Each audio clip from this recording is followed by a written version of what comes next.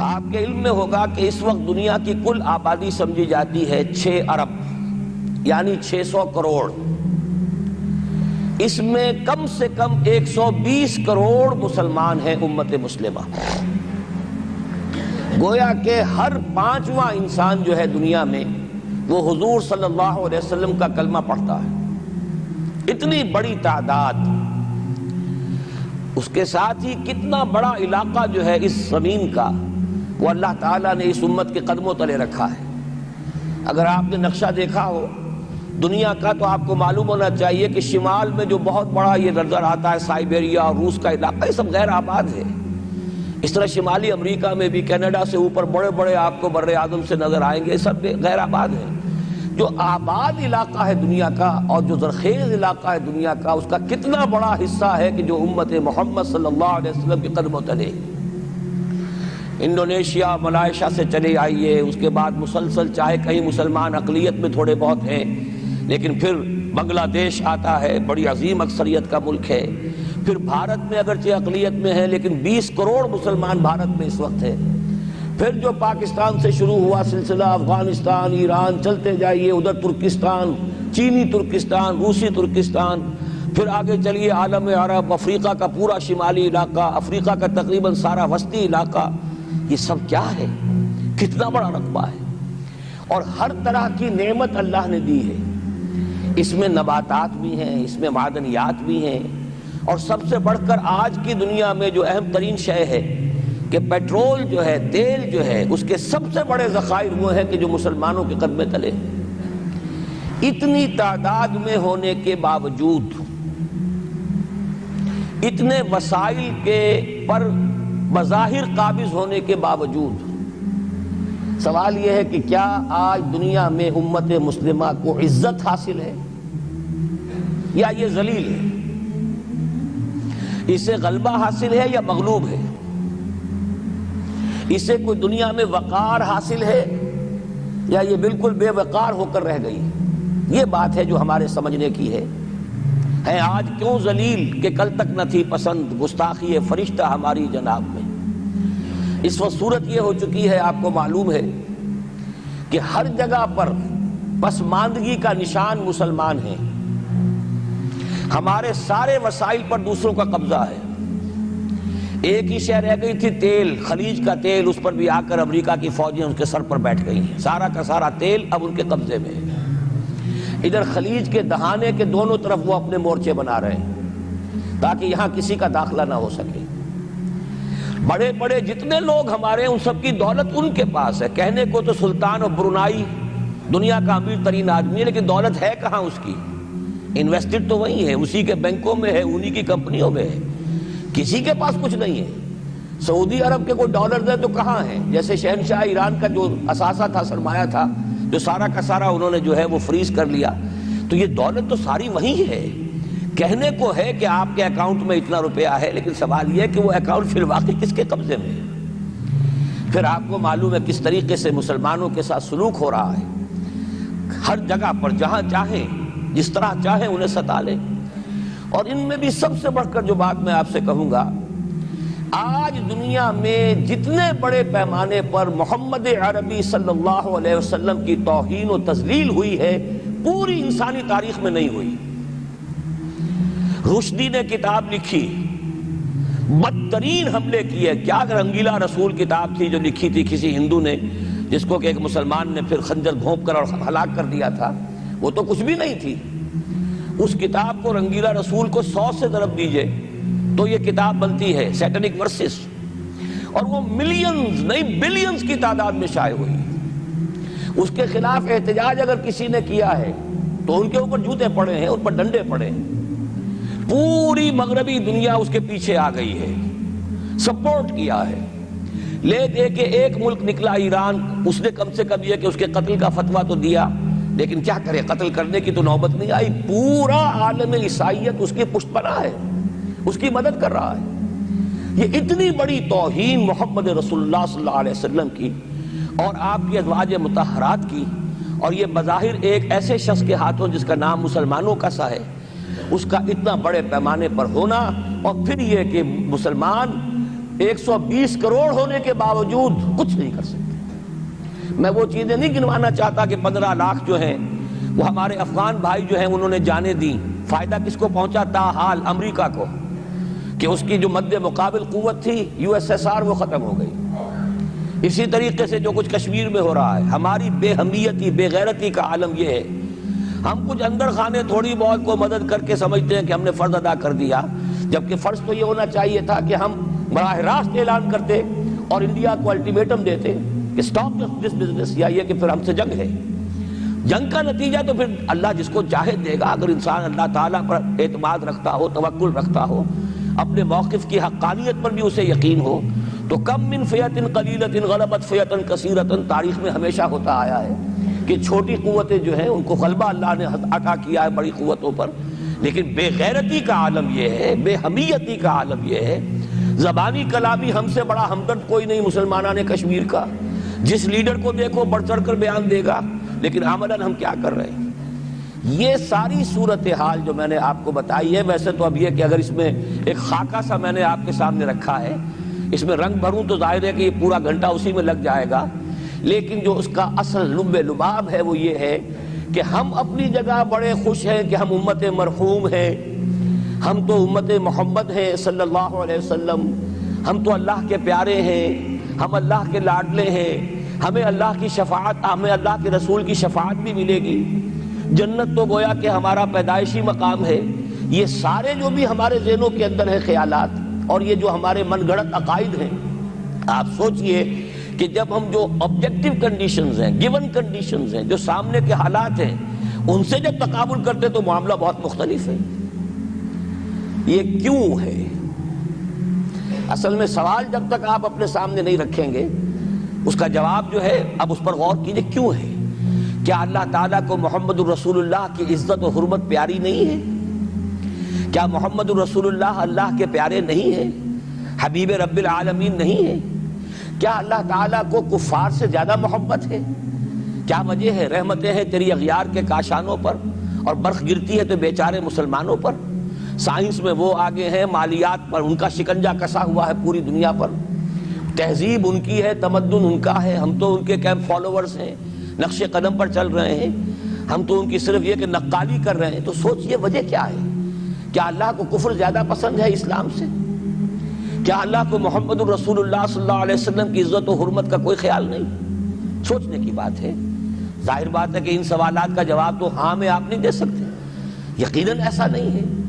بہرحال وہ کافر ہیں، وہ اللہ کو نہیں مانتے، اللہ کے رسول کو نہیں مانتے، چلیے اللہ کو کسی نام سے مان لیا، گاڈ کہہ دیا، لیکن اللہ کے رسول کو تو نہیں مانتے۔ ایمان کا سارا دار و مدار تو رسالت پر ہے، اللہ کے اس کلام کو تو نہیں مانتے، اور اس کے باوجود ان کے لیے عزت ہے۔ رحمتیں ہیں تیری اغیار کے کاشانوں پر، برف گرتی ہے تو بیچارے مسلمانوں پر۔ یہ ایک لمحہ فکریہ ہے، یہ سوچنے کی بات ہے کہ ایسا کیوں ہے۔ اس کا جو جواب میں آپ کو دوں گا وہ ذرا سا کڑوا جواب ہے، نوارا تلخ ترمیزن چو ذوق نغمہ کمیابی۔ بات کہنی پڑتی ہے، جب تک کہ کڑوی بات کہی نہ جائے، حقائق کو دیکھنے کی جرت پیدا نہ کی جائے، مواجہہ نہ کیا جائے، فیکٹس کو فیس نہ کیا جائے، اس وقت تک بات صحیح نہیں ہوگی، اور نہ ہم صحیح تشخیص کر سکیں گے، نہ صحیح تجویز کی طرف ہمارا ذہن منتقل ہوگا۔ میں بہت سخت بات کہہ رہا ہوں، آج آسمان کے نیچے اس زمین پر عذاب الہی میں گرفتار امت مسلمہ ہے۔ بالفعل آج ہم امت مرحومہ نہیں ہیں، رحمت والی امت نہیں ہے، امت معذبہ ہیں۔ آج ہم پر اللہ کا عذاب ہے۔ وہ کیوں ہے؟ دیکھیے اللہ کا قانون یہ ہے، اور یہ اللہ کی سنت ہے، میں نے اپنی ایک کتاب میں اس پر مفصل بہت مضمون لکھا ہے، قرآن کا قانون عذاب۔ ایک عذاب تو آیا کرتا تھا ان قوموں پر جن کی طرف اللہ رسول بھیجتا تھا، اِنَّا أَرْسَلْنَا نُوحًا إِلَىٰ قَوْمِهِ۔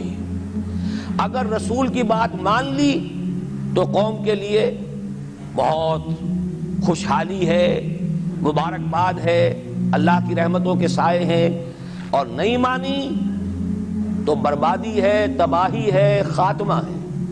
پوری قوم نوح غرق کر دی گئی، پوری قوم عاد ختم کر دی گئی، حضرت ہود کو نہیں مانا۔ پوری قوم سمود ختم کر دی گئی، حضرت صالح کو نہیں مانا۔ عمورہ اور صدوم کی بستیاں ختم کر دی گئی، حضرت لوط کو نہیں مانا۔ آل فرعون غرق کر دیے گئے، حضرت موسیٰ کو نہیں مانا۔ مدین کے علاقے کو تباہ کر دیا گیا، حضرت شعیب کو نہیں مانا۔ یہ بات سمجھ میں آ گئی؟ لیکن جب سے نبوت اور رسالت کا سلسلہ ختم ہوا، اس قسم کا عذاب اب دنیا میں نہیں آ سکتا۔ وَمَا كُنَّا مُعَذِّبِينَ حَتَّى نَبْعَثَ رَسُولًا، ایسا عذاب ہم نہیں بھیجتے رہے جب تک کہ رسول کو نہ بھیج دیں۔ رسول آ گیا، اس نے حق کو بیان کر دیا، بات کو کھول کھول کر مبرہن کر دیا، ہر چیز واضح کر دی، کوئی مغالطے کا امکان نہ رہا۔ جاء الحق وزهق الباطل، ہر شے جو ہے دودھ کا دودھ پانی کا پانی جدا ہو گیا۔ اب بھی جس نے نہیں مانا تو معلوم ہوا اس میں کوئی خیر نہیں ہے، اب خیر کا فقدان ہے۔ تو اس قوم کو جیسے کہ آپ باغ کے اندر جھاڑو دے کر جب بھی کوئی آندھی چلے تو پتے گرے ہوئے ہوتے ہیں، ان پتوں کو ایک جگہ جمع کر کے دیاسلائی دکھا دیتے ہیں تاکہ یہ پتے جو ہیں یہاں پر بدزیبی کا ذریعہ نہ بنے، تو پوری قوم ہلاک، کأن لم یغنوا فیہا، ایسے ہو گئے جیسے تھے ہی نہیں۔ یہ عذاب اب نہیں آئے گا، اس لیے کہ آخری نبی، آخری رسول محمد الرسول اللہ صلی اللہ علیہ وسلم۔ اب آج جو عذاب آتا ہے، دیکھیے کافروں کے لیے عذاب اصل میں آخرت میں ہے۔ دار العذاب، دار الجزا، وہ تو آخرت ہے، یہ تو دار الامتحان ہے۔ اب جو عذاب آتا ہے وہ اس قوم پر جو ہو تو حامل کتاب الہی، شریعت خدا بندی کی کسٹوڈین، اللہ کے رسول کی نام لیوا، اس کے ساتھ عشق کا دعویٰ کرنے والی، عمل اس کے برعکس ہو۔ حالانکہ اللہ نے اگر اسے وہ مقام دیا، اللہ نے اس کی طرف رسول بھیجا اور اسے رسول کے امتی بننے کا شرف عطا کیا، اسے اپنا کلام دیا، کتاب دی، اسے اپنی شریعت دی، تو کس لیے دی؟ تاکہ اس پر خود بھی عمل کریں، اسے دوسروں تک بھی پہنچائیں۔ وہ گویا کہ اس روئے ارضی پر وہ امت، وہ قوم اللہ کی نمائندہ قوم ہوتی ہے، ریپرزنٹیٹو ہوتی ہے۔ اے انسانوں، ہمارے پاس ہے تمہارے خالق اور مالک اور پروردگار کا قانون، ہمارے پاس ہے اس کی ہدایت، ہمارے پاس ہے اس کی کتاب، ہمارے پاس ہے اس کے رسول کا اسوہ۔ آؤ ہماری طرف، ہمیں جانچو، ہمیں پرکھو، ہمیں دیکھو، ہم واقعتاً اسی کتاب کے مطابق چل رہے ہیں نا؟ دیکھ لو، ہم جو کہتے ہیں وہی کرتے ہیں نا؟ وہی بات تو نہیں ہے کہ لِمَ تَقُولُونَ مَا لَا تَفْعَلُونَ كَبُرَ مَقْتًا عِندَ اللَّهِ أَن تَقُولُوا مَا لَا تَفْعَلُونَ۔ آؤ دیکھو، ہم نے اس کتاب کے مطابق، اللہ کی ہدایت کے مطابق کیسا اچھا معاشرہ بنایا ہے، کیسا انصاف ہے، کیسا امن ہے، کیسا بھائی چارہ ہے، کیسی اخوت ہے۔ آؤ دیکھو ہمارے ہاں تقسیم دولت کا نظام کتنا صحیح ہے۔ ایسا نہیں ہے کہ کوئی جو ہے اسے دولت کی بدہضمی ہو رہی ہو اور کوئی وہ ہے کہ جو بھوکا مر رہا ہو، ایسا نہیں ہے۔ دیکھو ہمارے ہاں انسانی شرافت، انسانی عزت، انسانی پریسٹیج اور انسانی حقوق بہتر سے بہتر شکل میں موجود ہیں، حریت ہے، آزادی اظہار رائے ہے، سب کچھ ہے۔ یہ کام اگر وہ امت کرے تو اس سے زیادہ خوش نصیب کوئی نہیں۔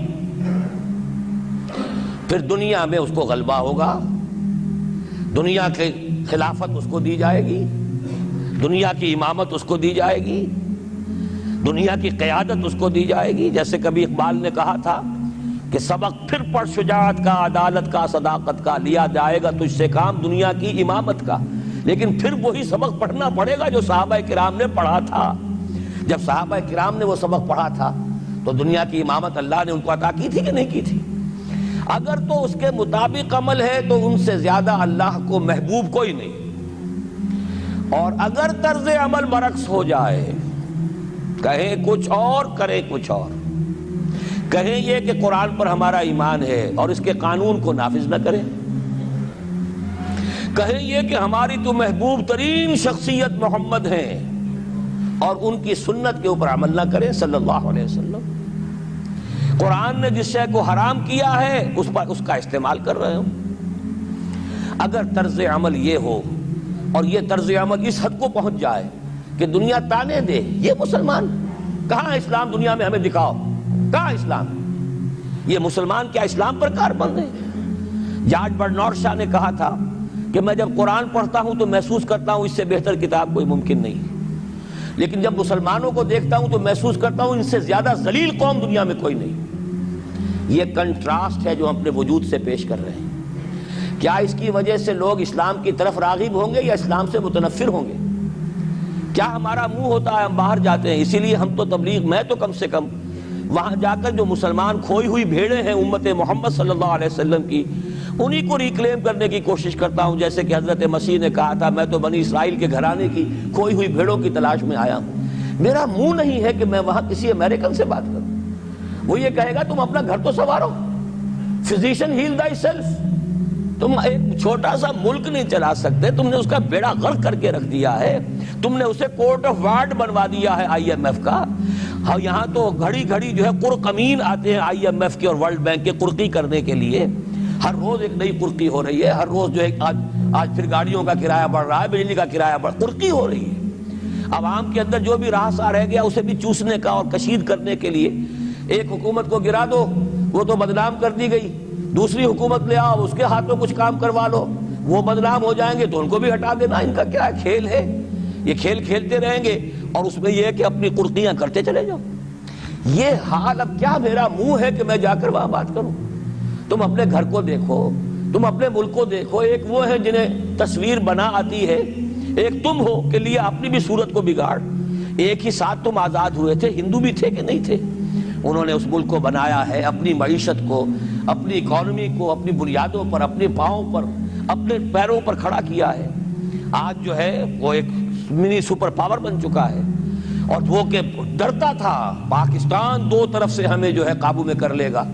پہلے تقریباً 20 برس جو ہیں ہندوستان کے، بھارت کے کانپتے ہوئے گزرے ہیں پاکستان سے، اب 30 برس سے جو صورتحال ہے وہ آپ کو معلوم ہے۔ تو صورت یہ ہے کہ جب کوئی قوم جو امت مسلمہ ہو یہ طرز عمل اختیار کرتی ہے تو عذاب اس پر آتا ہے۔